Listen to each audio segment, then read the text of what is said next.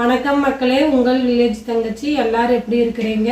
இன்னைக்கு நம்ம வீடியோலங்க பஜ்ஜி மிளகாய் வச்சு கிரேவி செய்ய போகிறோம். வாங்க எப்படி செய்யறதுன்னு பார்க்கலாம். பஜ்ஜி மிளகாயில் கிரேவி செய்ய போகிறோம். இந்த மிளகாய் வந்து ஒரு 200 கிராம் இருக்குதுங்க. மிளகாயில் விதையிருந்த எடுத்துட்டு சின்ன சின்ன பீஸாக கட் பண்ணி எடுத்துக்கலாம். பாருங்கள், மிளகாயை கட் பண்ணி எடுத்து வச்சுருக்கிறேன். அடுப்பில் கடாய் வச்சுருக்கிறேன். 2 ஸ்பூன் நடக்கலை முத்து சேர்த்திக்கலாம். 1/2 ஸ்பூன் வெள்ளை எள்ளு சேர்த்திக்கலாங்க. அடுப்பு சிம்மில் வச்சு நல்லா செவக்க வறுத்துக்குங்க. கருப்பு எள்ளு சேர்த்திடாதீங்க, கிரேவி வந்து கசப்படிக்குங்க. வெள்ளை எள்ளு நல்லா செவந்துருச்சு. இதை அரைச்சி எடுத்துக்கலாம். எள்ளு இல்லைன்னா 2 ஸ்பூன் தேங்காய் பூவோ இல்லாட்டி முந்திரி பருப்போ சேர்த்தி அரைச்சிக்குங்க. அதே கடாயில் 2 ஸ்பூன் எண்ணெய் சேர்த்திக்கலாம். எண்ணெய் காஞ்சிருச்சு. மிளகாயை நல்லா வணக்கி எடுத்துக்கலாம். மிளகாயை இது மாதிரி வணக்கிட்டாங்க. கொஞ்சம் காரம் கம்மியாயிருங்க. இந்த கிரேவிங்க சப்பாத்திக்கு, இட்லி, தோசை, சாப்பாட்டுக்கு எல்லாத்துக்குமே நல்லா இருக்குங்க. இது மாதிரி நீங்களும் செஞ்சு பாருங்கள்.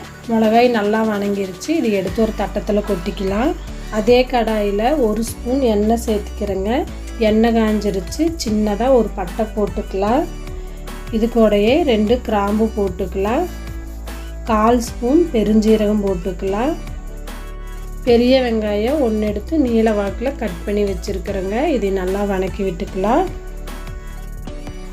வெங்காயம் நல்லா வணங்கிடுச்சுங்க. இது கூட 1 ஸ்பூன் இஞ்சி பூண்டு பேஸ்ட் போட்டு நல்லா வணக்கி விட்டுக்கலாங்க.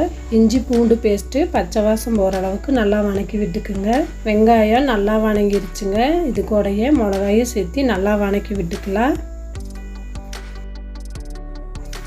சின்ன பழமாக ஒரு தக்காளி எடுத்து பொடியாக அரிஞ்சு வச்சுருக்கிறேன். இதையும் சேர்த்து நல்லா வணக்கி விட்டுக்கலாம்.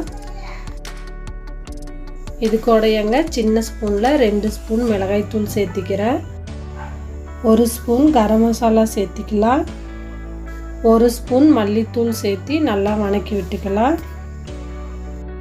அடுப்பை சிம்மில் வச்சுக்கோங்க. மல்லித்தூள் பச்சை வாசம் போகிற அளவுக்கு நல்லா வணக்கி விட்டுக்கலாம். பாருங்கள், நடக்கலை முத்து நல்லா பேஸ்ட் மாதிரி அரைச்சி வச்சுருக்கேன். இதை ஊற்றிக்கலாங்க. மிக்ஸி ஜாரில் மறுபடியும் தண்ணி ஊற்றி நல்லா கழுவி அந்த தண்ணியை ஊற்றிக்கலாம். கிரேவியை நல்லா கலக்கி விட்டுக்கலாம். இது கூடயே 1/4 ஸ்பூன் மஞ்சத்தூள் சேர்த்திக்கலாம். 1/2 ஸ்பூன் கல்லுப்பு சேர்த்து கிரேவியை நல்லா கலக்கி விட்டுக்கோங்க.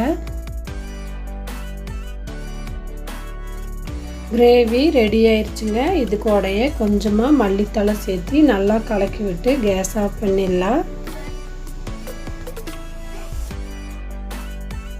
கம்பு தோசை சுட்டு வச்சுருக்கிறேங்க. இது கூட மிளகா கிரேவி ஊற்றி சாப்பிட்டு பார்க்கலாங்க.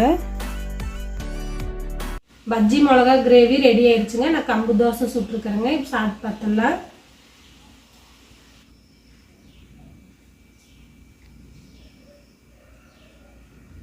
பஜ்ஜி மிளகாய் கிரேவி டேஸ்ட்டாக இருக்குதுங்க. இது மாதிரி நீங்களும் செஞ்சு பாருங்க. செஞ்சு பார்த்து எப்படி இருக்குன்னு சொல்லுங்கள்.